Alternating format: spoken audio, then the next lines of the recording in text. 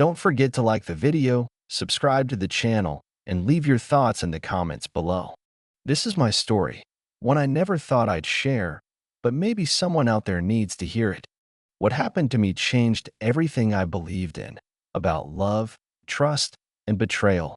So here it goes. The words, slurred and soaked in cheap champagne, still echo in my head, even now, months later. I slept with someone, Mark, during our wedding week. Just like that.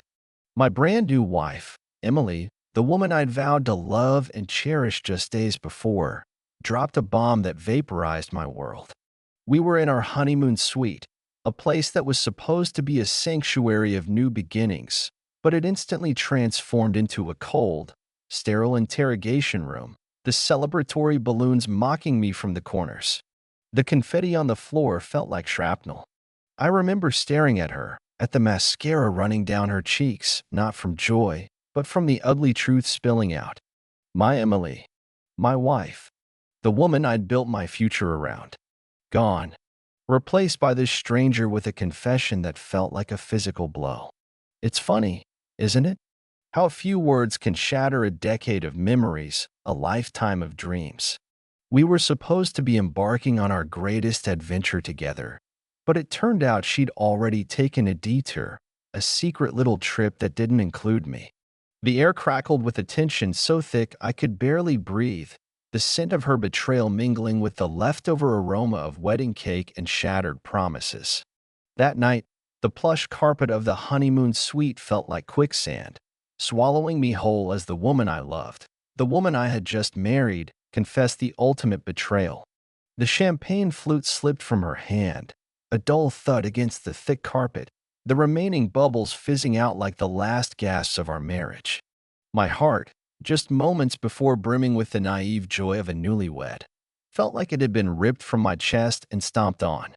The silence that followed her confession was deafening, broken only by her ragged sobs and the frantic thumping in my own ears. I couldn't speak, couldn't move. It was as if my body had shut down, a defense mechanism against a truth too painful to process. The image of her, beautiful and radiant in her wedding dress just days ago, flashed in my mind, now tainted, now a cruel mockery. How could the same lips that had vowed, "Till death do us part," utter such a devastating confession? The why of it all clawed at me, a desperate, gnawing question that I was almost too afraid to ask, because whatever the answer, I knew it wouldn't be enough to stitch back together the pieces of my shattered reality. Our story, before this, wasn't a whirlwind romance. It was slow, steady, comfortable. The kind of love you think is built to last. We met in college. Emily was studying art history, and I was knee-deep in engineering textbooks. Polar opposites, people said, but it worked. She brought color to my black and white world, and I think I offered her a sense of stability, a calm harbor. We dated for 8 years before I proposed. 8 years of shared apartments, inside jokes, family holidays, and whispered dreams about the future. Our families loved each other. Our friends were intertwined. It was a life built brick by brick, carefully, thoughtfully. Or so I believed. The proposal wasn't a grand public gesture, but a quiet moment on our anniversary in our favorite little Italian restaurant, the kind of place with checkered tablecloths and Chianti in wicker baskets. She cried, said yes, and for the next year, our lives became a whirlwind of wedding planning. Choosing the venue, the caterers, the guest list, the flowers, every decision made together, every choice a supposed testament to our partnership. Emily was ecstatic, meticulously planning every detail. I saw the joy in her eyes, the excitement, and it made me happy. I wasn't as invested in the minutiae of napkin colors or floral arrangements, but I was invested in her, in us, in the life we were building. Looking back, were there signs? I've tortured myself with this question 1,000 times. Maybe a flicker of something in her eyes during a stressful planning session? A new preoccupation with her phone? Or was I just blinded by love, by the comfortable routine of our long-term relationship? Perhaps I saw what I wanted to see. The wedding itself was beautiful. A perfect autumn day, the leaves turning gold and crimson, just like the pictures Emily had torn from bridal magazines. She looked breathtaking walking down the aisle, a vision in white. I remember feeling a lump in my throat, an overwhelming sense of love and gratitude. Our vows were heartfelt, promises of forever that now taste like ash in my mouth. Our families and friends surrounded us, their faces beaming. We danced, we laughed, we toasted to our future. It felt like the culmination of everything we'd worked for, the perfect start to our married life. Little did I know, the foundation of that life was already rotten, eaten away by a secret she carried even as she smiled into my eyes and promised fidelity. The wedding week itself had been a blur of activities, rehearsals, dinners, greeting out-of-town guests.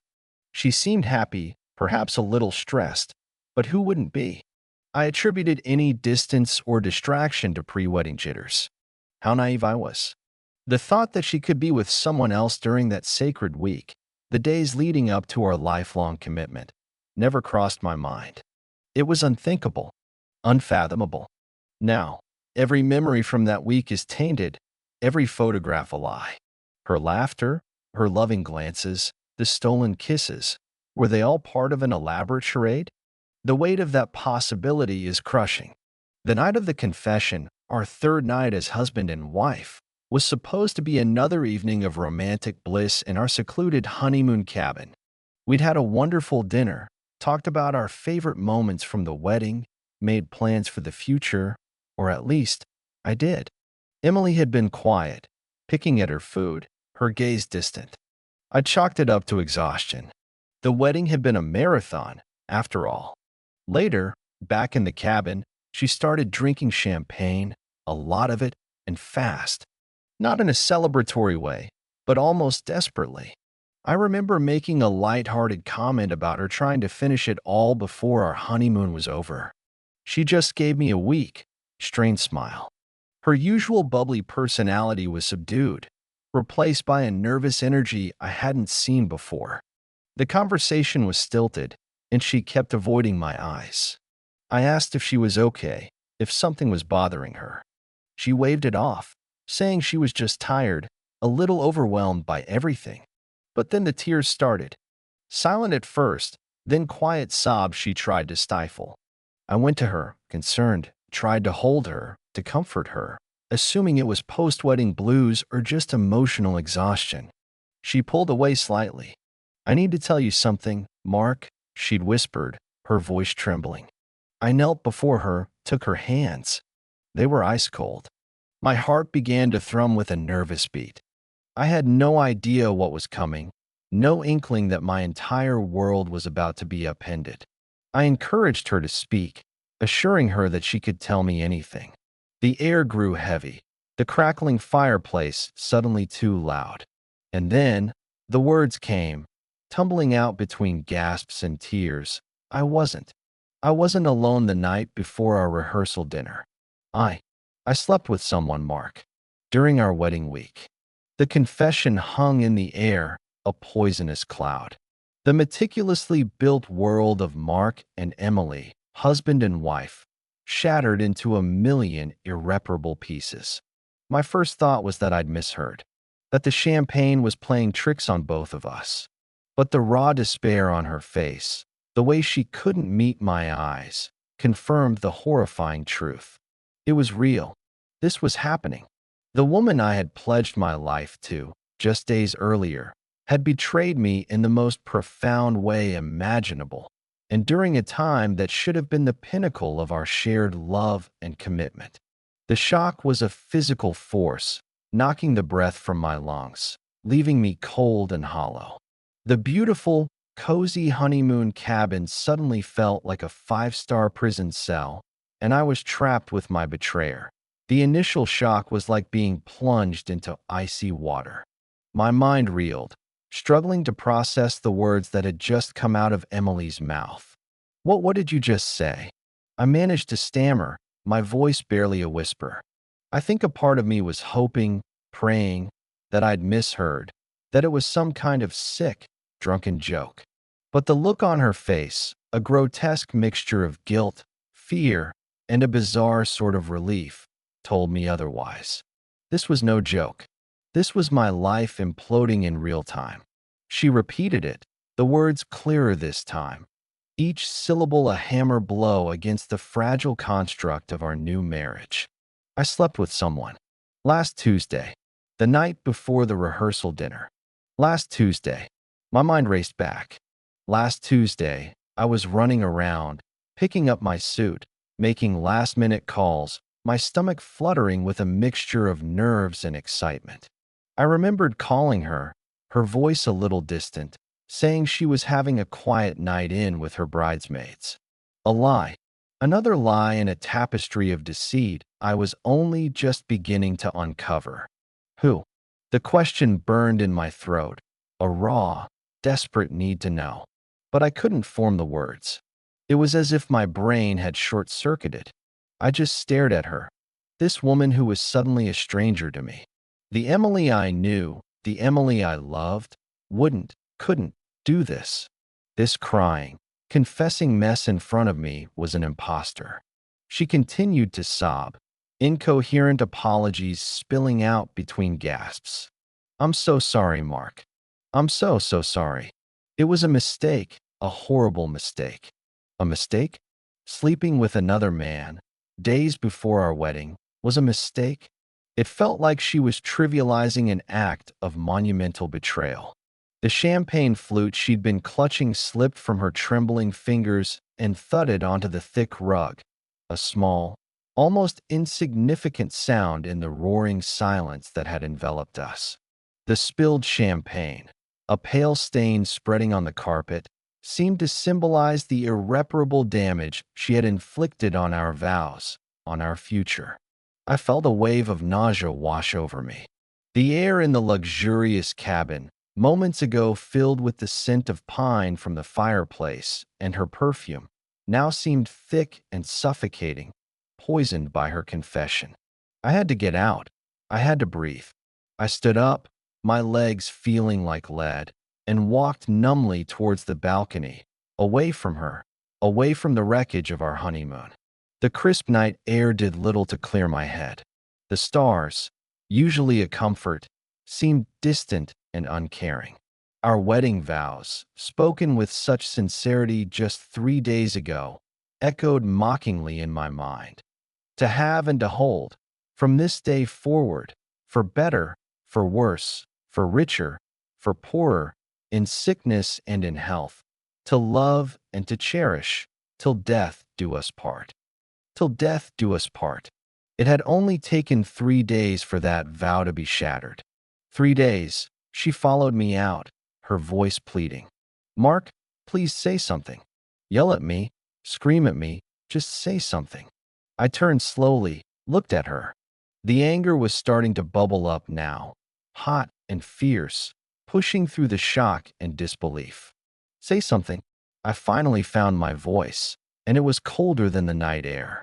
What is there to say, Emily? You've said it all, haven't you? You cheated on me. Days before our wedding. Our wedding, Emily. The words felt inadequate, incapable of conveying the depth of the wound she had inflicted. How do you articulate the feeling of your entire world crumbling? How do you express the agony of such a profound betrayal by the one person you trusted above all others? She flinched as if I'd struck her. I know it's unforgivable, but I was drunk. I was scared, confused, excuses. Pathetic, flimsy excuses that did nothing to lessen the blow. Drunk? Scared? Confused? Was that supposed to make it okay? Did she think those words would somehow magically erase the image now seared into my brain? Her, with another man, while I was dreaming of our future together? The who was still a gaping hole in the narrative of her betrayal. Who was it, Emily? I asked, my voice flat, devoid of the emotion that was raging inside me. I needed to know. I needed to understand the full scope of this nightmare. She hesitated, her eyes darting away, unable to meet mine. That hesitation, that inability to even name her accomplice in this destruction, spoke volumes. It told me that this wasn't just a random, faceless mistake. It was someone she knew, someone whose identity would likely inflict even more pain. The silence stretched, filled only by the chirping of crickets, indifferent witnesses to our marital collapse. Finally, she choked out a name that hit me like a punch to the gut, knocking the remaining air from my lungs. It wasn't a stranger. It wasn't a random encounter. It was someone from our circle, someone I knew, someone I trusted. The betrayal deepened, twisted, became infinitely more complex and painful. The ground beneath my feet seemed to vanish, plunging me into an abyss of disbelief and despair. This wasn't just about a physical act. It was about a calculated deception, a shattering of trust so profound I wasn't sure I could ever recover. The honeymoon, our marriage, our shared history, it all felt like an elaborate lie, and I was the fool who had believed every word. The name she uttered was Alex. Alex, my groomsman. Alex, one of my oldest friends, someone I considered a brother. The revelation sent a fresh wave of nausea through me, stronger this time. It wasn't just Emily who had betrayed me. It was two people I had trusted implicitly, two people who had stood by my side, smiling, as I exchanged vows with a woman who had already shared an intimate betrayal with one of them. The room started to spin. I had to grip the balcony railing to steady myself. Alex. He had clapped me on the back after the ceremony, a wide grin on his face, telling me how happy he was for us. He'd given a heartfelt, funny speech at the reception, toasting to our long and happy future. All lies. Every word, every gesture, a performance. The sickness rose in my throat. Alex. I repeated, the name tasting like bile. You slept with Alex? My voice was barely a croak. Emily nodded, tears streaming down her face, unable to look at me. How, Emily? Why? Alex. The questions tumbled out, a torrent of confusion and rage. He was my friend. He knew how much I loved her. How could they do this to me? To us? Her explanation, when it finally came, was a pathetic dribble of drunken mistakes, pre-wedding jitters, and a moment of insanity. She said they were both drunk after a late-night gathering with some of the wedding party. She said it just happened. Just happened? As if it were a spilled drink or a forgotten appointment, not a deliberate act that would detonate our lives. She claimed it meant nothing, that she loved me, that it was a one-time mistake she regretted instantly. Regretted it so much that she waited until after we were legally bound, after we'd shared our vows in front of everyone we knew, after we were on our honeymoon, to tell me. The timing felt calculated, cruel. Did she think that once we were married, I'd be more likely to forgive her? That I'd be trapped? The thought was sickening. I felt a fool. A blind, trusting fool. All those months of planning, the excitement, the dreams we'd shared, all of it was now overshadowed by this one monumental act of deceit. The image of Emily and Alex together, laughing, perhaps even plotting, while I remained oblivious, haunted me. How long had this been going on? Was this truly a one-time mistake? Or was the confession just the tip of the iceberg? My mind raced, replaying every interaction, every shared glance between them, searching for clues I had missed. Were there signs? Had I been willfully blind? The pain was immense, a physical ache in my chest. It wasn't just the loss of my wife. It was the loss of a friend, the loss of trust, the loss of the reality I had believed in. The foundation of my life had been built on lies that I stumbled back inside, away from her, needing space, needing to think, though my thoughts were a chaotic storm. The honeymoon suite, once a symbol of our new beginning, now felt like a mausoleum. Every romantic touch, the rose petals on the bed, the champagne bucket, the soft lighting, was a cruel reminder of what should have been. What could never be now? I need to understand, I said, my voice hoarse. Tell me everything, Emily. Everything. Don't leave anything out. I deserve to know the whole truth. She followed me, wringing her hands, her face pale and drawn. And so the ugly, sordid details began to spill out. It happened at the hotel where the bridal party was staying. After the pre-rehearsal get-together, most people had gone to bed. She and Alex and a couple of others had stayed up drinking in the hotel bar. Then it was just the two of them. One thing led to another, she said. The classic, cowardly excuse. She described it in halting, tearful sentences, each word twisting the knife already lodged in my gut. She insisted it was a single night, a terrible lapse in judgment fueled by alcohol and stress. She swore it meant nothing emotionally, that she loved only me. But how could I believe anything she said now? Her words were hollow, meaningless against the backdrop of her actions. She had looked me in the eye and lied for days. She had walked down the aisle, a radiant bride, carrying this dirty secret. She had exchanged sacred vows with me, her heart, apparently, already tarnished. The thought of Alex standing there beside me, knowing what he'd done, knowing he'd slept with my soon-to-be wife, filled me with a rage so intense it was almost blinding. What kind of friend does that? What kind of person? The betrayal was multifaceted, a complex web of deceit that ensnared not just my marriage but my friendships too. I felt utterly alone, adrift in a sea of lies. The night wore on, an agonizing crawl of confessions, tears, and the deafening silence of broken trust. There was no sleep for me. How could I sleep next to her? How could I even be in the same room? The intimacy we had shared, the love I had felt, was now contaminated, poisoned by her infidelity. The future I had envisioned with Emily, a future filled with love, family, and shared dreams, had been obliterated in a single, drunken night and a delayed, devastating confession. As the first gray light of dawn began to creep into the room, illuminating the wreckage of our honeymoon and our marriage, one thing became crystal clear. This was not something I could forgive. This was not a mistake I could overlook. This was the end of us, the end of Emily and Mark. The challenge now is how to navigate the impossible path ahead, how to dismantle a life we had just officially begun, and how to find a way to heal from a wound so deep it felt like it had shattered my very soul. The sober light of morning brought no comfort, only a stark, brutal clarity. Emily was asleep, or pretending to be, curled on the far edge of the king-sized bed that felt miles wide, a chasm of betrayal separating us. Her face was tear-streaked and puffy, a stark contrast to the radiant bride from a few days prior. I hadn't slept. I'd spent the night pacing the small confines of our honeymoon cabin, replaying her confession, the details, the name, Alex, over and over in my mind like a twisted, broken record. Each repetition brought fresh waves of pain, anger, and a profound, soul-crushing sadness. The image of her with him, my supposed friend, was seared into my consciousness, a brand of betrayal. Looking at her now, I didn't feel pity, only a cold, hard knot of fury and disgust.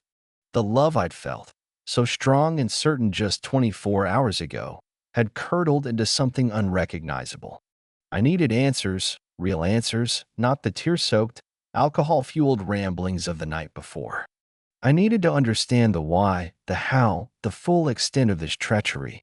Gently, but with a firmness that surprised even myself, I woke her. Her eyes fluttered open, red-rimmed and wary.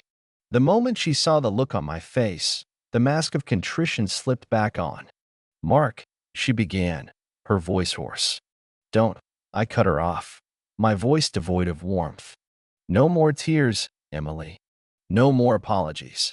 I want the truth, the whole truth. Sober this time." We sat at the small table in the cabin, the remnants of yesterday's room service breakfast, a testament to a happiness that now felt like a distant, fabricated memory pushed to one side. The air was thick with unspoken words, with the stench of deceit. I asked my questions calmly, methodically, like an investigator piecing together a crime scene. Because that's what it felt like. A crime had been committed against our marriage, against my trust, against the life we were supposed to build. Was it really just one night? I started. She swore it was. Just that Tuesday. No prior affair, no emotional connection. Just a stupid, drunken mistake. I pressed her for details. How did it start? Who initiated it? Did anyone else know? Her answers were halting, punctuated by fresh tears she tried to suppress. She claimed Alex had been flirty, that she'd been stressed and overwhelmed by the wedding, that the alcohol had blurred her judgment. She painted herself as a victim of circumstance, a narrative I found increasingly difficult to swallow. The more she spoke, the more the excuses felt hollow, self-serving. She admitted that her maid of honor, Sarah, had suspected something, had seen her and Alex looking too close that night at the hotel bar. Sarah hadn't said anything to me. Another layer of complicity, another person who knew or suspected and kept silent. The betrayal wasn't just Emily's and Alex's, it was a conspiracy of silence. The practicalities of the situation began to dawn on me with horrifying clarity. We were married, legally bound. What did this mean? Divorce? Annulment? The words themselves felt alien, unthinkable just days ago. Our families, our friends, how would we tell them?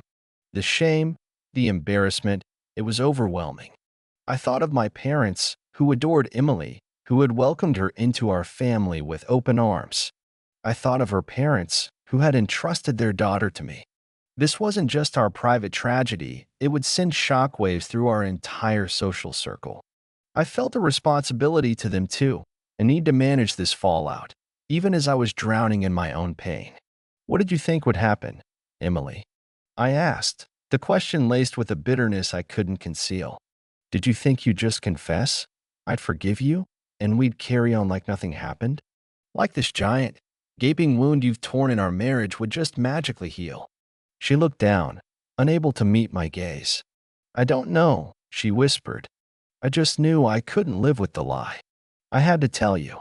A noble sentiment, perhaps, if it hadn't come after the vows, after the celebrations, after trapping me in this farce of a marriage. Her confession felt less like an act of courage and more like a desperate attempt to unburden her own guilt, with little regard for the devastating impact it would have on me. The conversation continued for hours, a painful, circular dance of questions, half-truths, and justifications. With every word she spoke, the Emily I loved receded further, replaced by this deceitful stranger. The trust, the cornerstone of any relationship, was not just broken, it was pulverized, ground into dust. There was no coming back from this. I knew it with a certainty that chilled me to the bone. Even if I could somehow find it in my heart to forgive the act itself, I could never forgive the deception, the calculated betrayal during what should have been the happiest week of our lives. I could never again look at her without seeing Alex, without remembering her lies. The thought of a future together, once so bright and inviting, now seemed like a cruel joke. The love I had felt was dead, murdered by her actions. The primary emotional damage was the absolute destruction of trust. It wasn't just that she cheated, it was when and with whom. The wedding week, a period that is supposed to be sacred, a bubble of joy and commitment. And with Alex, my friend, my groomsman. It was a double betrayal, a coordinated attack on everything I held dear. I felt naive, stupid. How could I have missed this? Were there signs? My mind became a torture chamber, replaying every interaction, every shared glance, desperately searching for a clue that I was too blind to see. Sleep became an elusive enemy. When I did drift off, nightmares of Emily and Alex, of the wedding, of their laughter, would jolt me awake, my heart pounding, my body drenched in cold sweat. Food had no taste. My stomach was in constant knots. I lost weight, the physical manifestation of the emotional turmoil raging within me. The hardest part was the shattering of my perception of Emily. The woman I thought I knew, kind, loving, honest, had been replaced by a liar, a cheat. Who was she really? Had our entire relationship been a lie? These questions haunted me, eroded my sense of reality. The love I felt for her didn't just vanish, it twisted into something ugly, a bitter cocktail of anger, resentment, and profound disappointment. The intimacy we shared, both emotional and physical, now felt tainted, disgusting. The thought of her touch, once a comfort, now made my skin crawl. The plans for our future, the children we talked about, the home we dreamed of building, all gone, turned to dust. The future was a terrifying blank canvas. I had to make a decision. This couldn't be swept under the rug. This wasn't a minor infraction. This was a fundamental breach of everything our marriage was supposed to stand for. I told her, calmly but unequivocally, that our marriage was over. The word divorce hung heavy in the air, a final, irrevocable judgment. She cried, she pleaded, she begged for another chance, promising it would never happen again. But her words were meaningless. The damage was done. The trust was gone. There was no foundation left to build upon. We cut the honeymoon short, of course. The idyllic cabin, once a symbol of our future, became the scene of our marriage's demise. The drive back home was the longest, most silent journey of my life. The woman sitting next to me was a stranger, her presence a constant, painful reminder of the betrayal. Back in our shared apartment, the home we'd lovingly decorated together, every object, every photograph, was a fresh stab to the heart.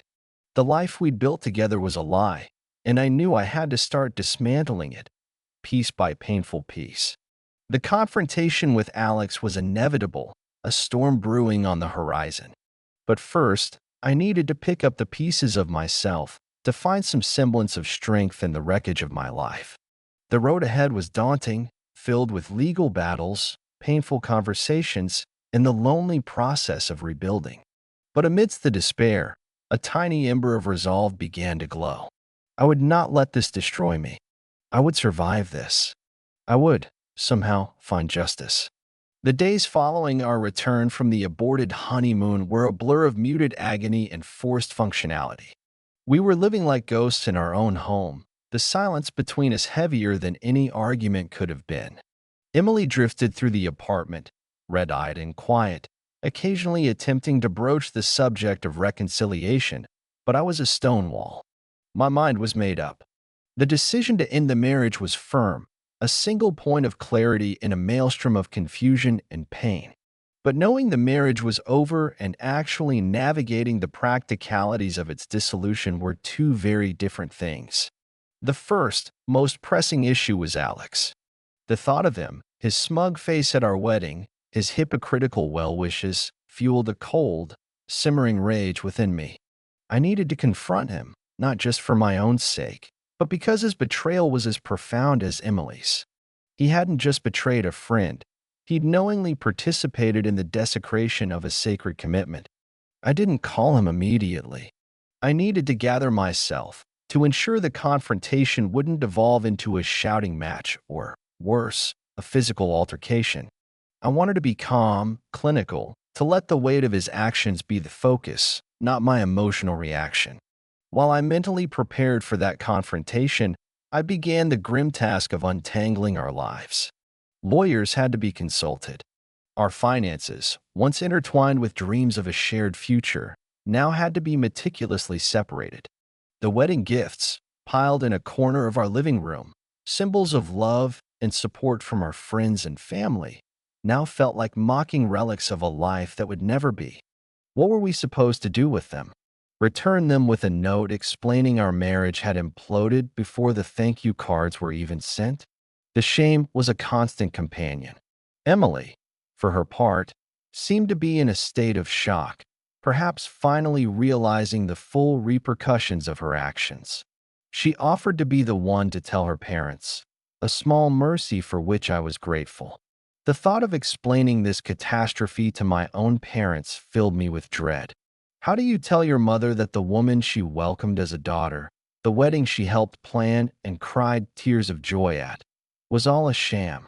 I started looking for information, not in a creepy, stalkerish way, but trying to understand if there was more to the story than Emily's tearful, "it just happened" narrative. I wasn't checking her phone or emails behind her back. The thought of that level of intrusion, even now, felt wrong. Instead, I focused on what she had told me. The hotel, the bar, the people who were there. I spoke to Sarah, Emily's maid of honor. She was hesitant at first, clearly uncomfortable, but eventually, she confirmed Emily's account of the evening, at least the early parts. Sarah admitted she'd thought Emily and Alex were being overly familiar, that she'd even made a comment to Emily later that night, warning her to be careful. Emily had brushed it off, saying they were just old friends having fun. Sarah expressed her regret for not speaking up more forcefully, for not telling me. Her apology felt hollow. The circle of silence, or at least willful ignorance, seemed to be wider than I initially thought. The confrontation with Alex finally happened a week after the confession. I asked him to meet me at a neutral location, a quiet park, far from any prying eyes or mutual acquaintances. He arrived looking nervous, his usual confident swagger noticeably absent. He knew this wasn't a social call. I didn't waste time with pleasantries. I laid it out, calmly, coldly. Emily told me about you and her. The Tuesday before the wedding. His face paled. He started to stammer, to make excuses. Mark, man, it was a mistake. We were both drunk. It didn't mean anything. The same pathetic lines Emily had used. It was as if they'd rehearsed it. A mistake. I cut him off, my voice dangerously low. You call sleeping with your friend's fiancé, days before their wedding, a mistake? You stood next to me, Alex. You toasted my marriage. You looked me in the eye and lied. He had the grace to look ashamed, his gaze dropping to the ground. I know. There's no excuse. I am so sorry, Mark. I never meant to hurt you. Never meant to hurt me. I laughed, a harsh, bitter sound.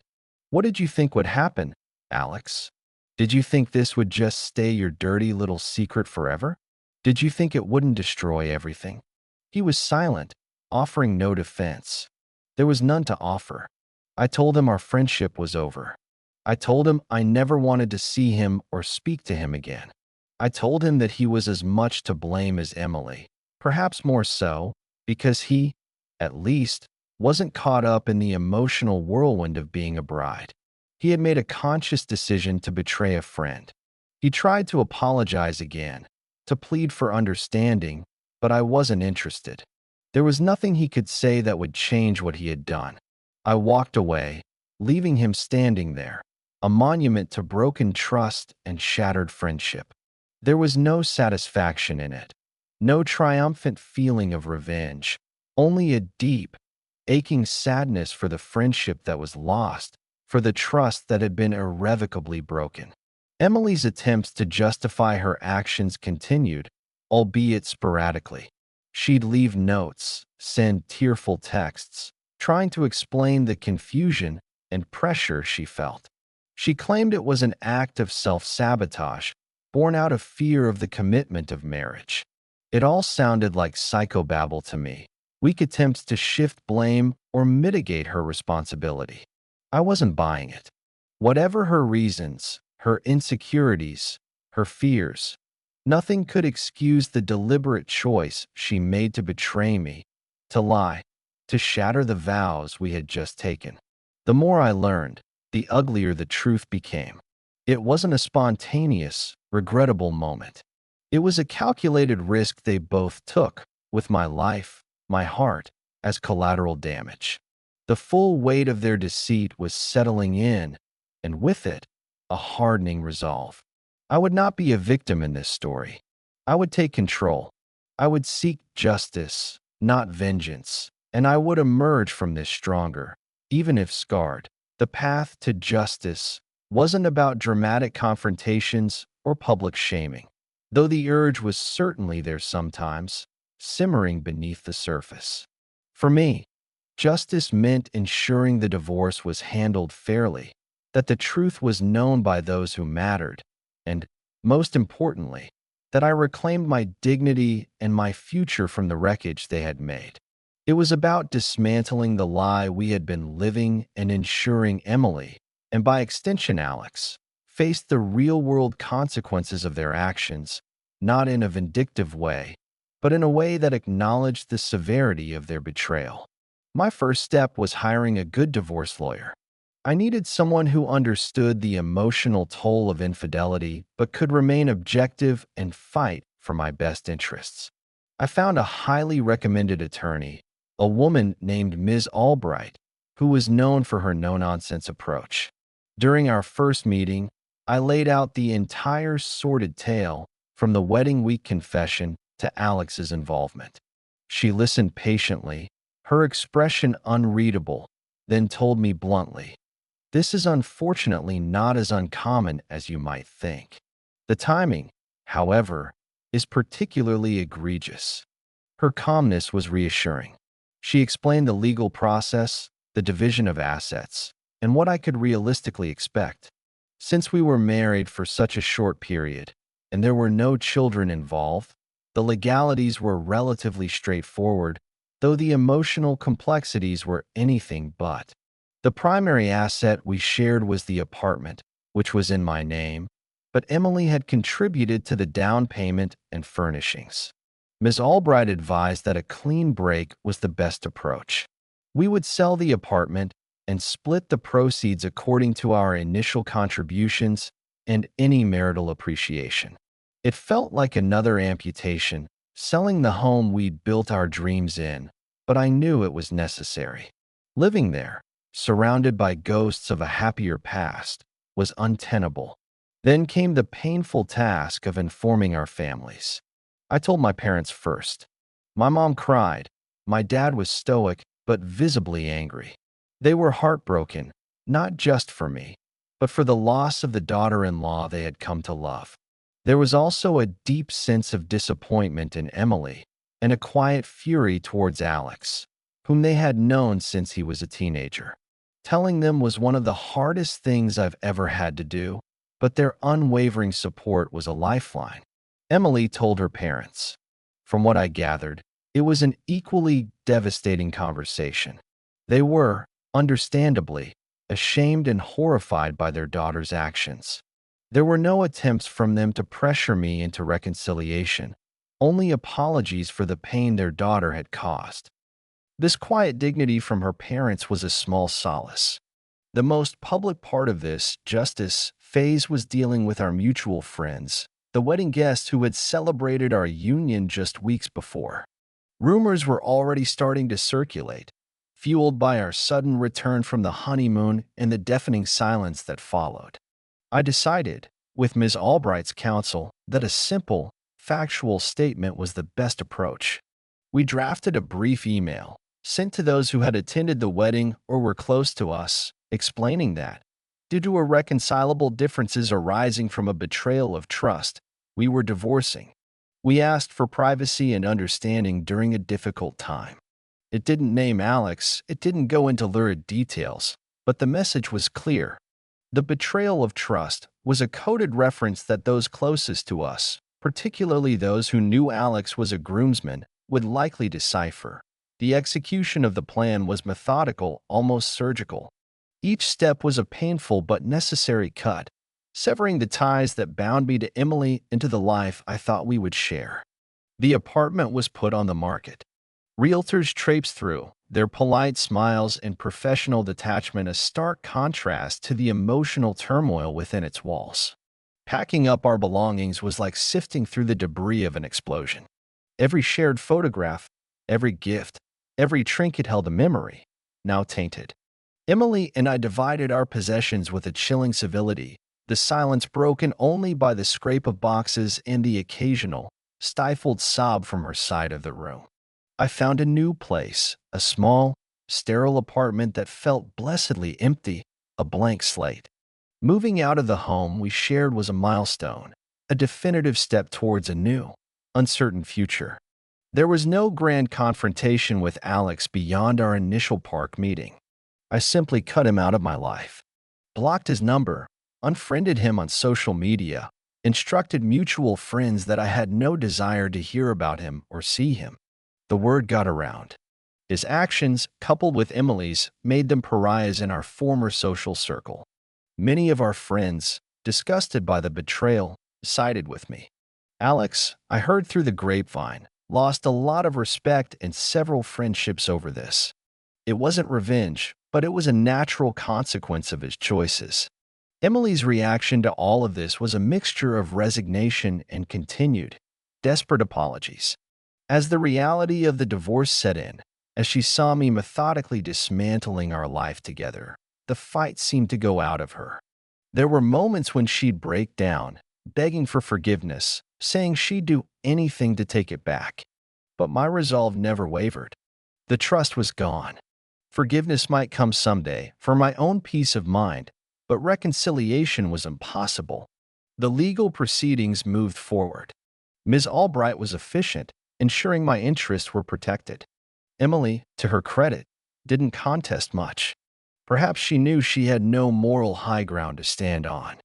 The divorce was finalized relatively quickly, a sterile legal process that officially ended what had emotionally died on our honeymoon.